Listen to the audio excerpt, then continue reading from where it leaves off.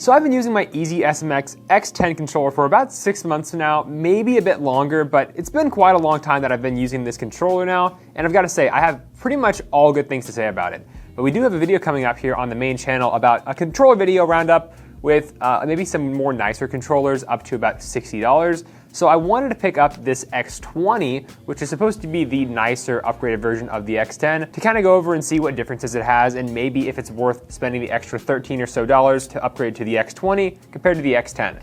Because the X10 comes in at around $36 depending on the color that you choose, and that's really good considering you get Hall-effect joysticks, really nice build quality, tactile buttons and all that good stuff. So I'm going to go over a more detailed and in-depth review on the differences between the two and if you should save your money or spend a bit more. More specifically for price point, just so we can get that started and out of the way, this EasySMX controller comes in at $39 right now and then about $52 for the X20.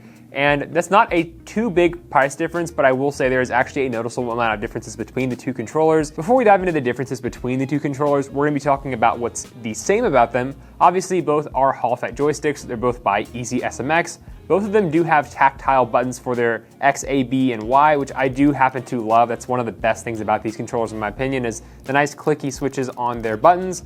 Both have tactile D-pads. You have macros on the back, and then USB-C charging, and that's about where the similarities end on them. Just in general, I do really like these controllers from EasySMX, and they both do share a very similar size and shape in my opinion, but I will say the X10 is a bit more angular. The X20 is a bit more smooth and rounded, and almost reminds me of a older school controller, if that makes any sense. So it's definitely got a little bit more of like curves and stuff to it, the X20 does compared to the X10. Now diving into where these controllers are different, because there are quite a few of them. The X10 has a polling rate of around 250 to 500 hertz. I couldn't really find the exact number, but decent polling rate on this one, whereas the X20, it has a bit more of a competitive advantage there, and it has a 1000 hertz polling rate. So basically what this means is that the inputs and the latency in terms of how fast this controller will respond to your inputs is a bit faster on the X20 compared to the X10. I don't think you're gonna really notice a difference if you're just an average gamer. Now, if you're some really sweaty competitive gamer using this controller in like COD or something like that,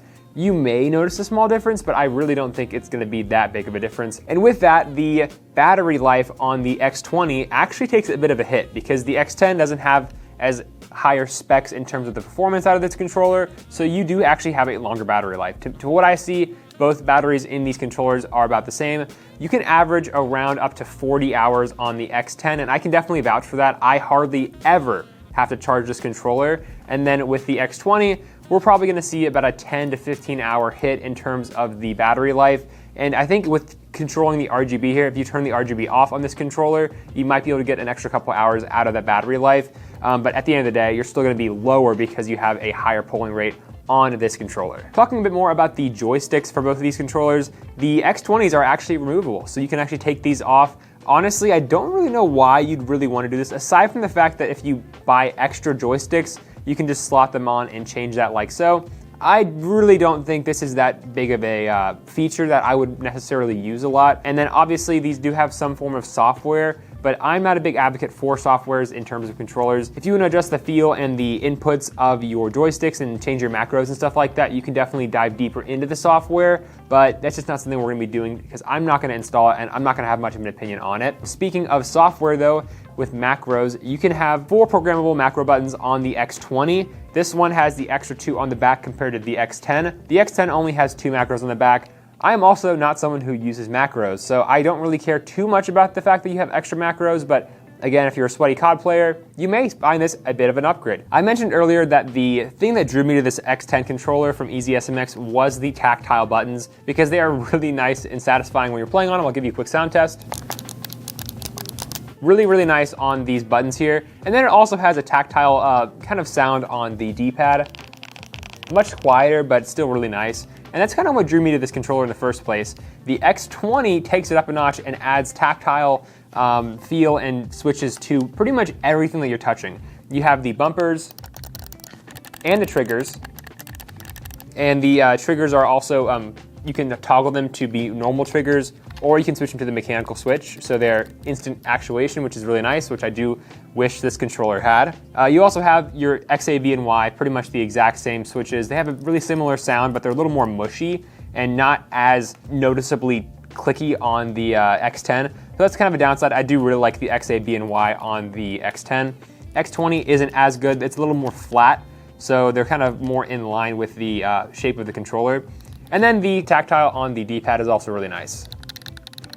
A lot more clickiness on the X20, which I'm a big fan of. That's definitely one of the things that I am liking so far over the X10. And aside from the apparent fact that this controller has RGB and this one doesn't, there really isn't much else to say about these two controllers. The only other con of the X10 that I kind of had to do a DIY mod on is the light here. It's a really harsh blue light that comes out of this controller whenever you're gaming at night to tell you that it's actually paired to your device. I covered up with painter's tape because it was so bright, kind of distracted me when I was gaming, so I just put a bit of a piece of tape over it, and that kept it nice and I guess you can call it diffused.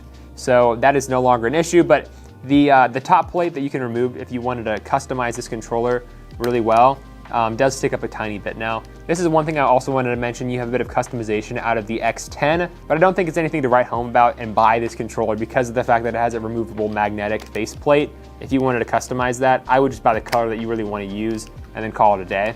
But both controllers are really solid. I really do love the X10. In terms of just overall feel, I think the X10 has a more, like, I don't know, durable and just more sound feel to it. The X20 it feels a little more high tech. You can definitely feel that. And in a way, those extra feelings almost make it feel like more of a fragile controller. I don't know how to describe that, but it's almost like going from an Xbox 360 controller to an Xbox One controller. It's definitely an improvement, but with more things on the controller itself, it may not feel as well put together as the X10. Just kind of my weird opinion, if I have to say. I think just the buttons on the X10 are like, to me, they feel like they're gonna last a bit longer because it's just more simple. There isn't as much stuff going on. So at the end of the day, if you just want a basic controller, buy the X10. It's a really solid, well put together basic controller with really no extra bells and whistles if you're just looking for an Xbox One controller replacement. If you're looking for an actual upgrade and you want extra features and extra competitive little touches and stuff like that, and you care about macros and things like that, and you really like the tactile switches like I do, buy the X20. I'd personally say it's worth it. You get a little bit better performance, a little more customization, and of course, you get that nice RGB glow. That's gonna wrap up this video. I'm gonna leave a link to both of these in the description down below if you wanted to pick one up for yourself. I definitely recommend it because I have been a big fan of these controllers so far. They are affiliate links and they'll help us out too, so definitely use those links down below. But we'll see you guys next week. Thanks for watching. Peace out.